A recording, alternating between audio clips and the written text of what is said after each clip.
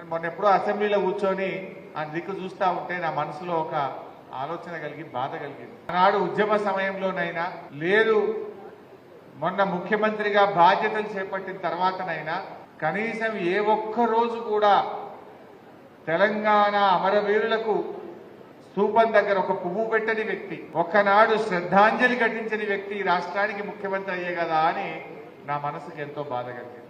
అసెంబ్లీలో కూర్చొని అధికు చూస్తే ఒక్కనాడు జై తెలంగాణ అనే వ్యక్తి, ఒక్కనాడు అమరుల స్తూపం దగ్గర ఒక పువ్వు పెట్టని వ్యక్తి రాష్ట్రానికి ముఖ్యమంత్రి అయ్యే కదా అని నా గుండె నిజంగా బాధ కలిగింది. ఆ రోజు నా అసెంబ్లీలో కూర్చొని నాకు నేనే అనుకున్నా, ఒకనాడైతే మా తమ్ముడు యాద్ చేస్తుండు, ఎవడరా జై తెలంగాణ అనేది దమ్ముంటే రెండు రాని తుపాకీ పట్టుకొని బయలుదేరినాడు. అటువంటి వ్యక్తి రాష్ట్రానికి ముఖ్యమంత్రి అయ్యే కదా అని నేను ఎంతో నాకు నేను అసెంబ్లీలో కూర్చొని నా మనసులో కొద్దిగా బాధపడ్డటువంటి సందర్భం.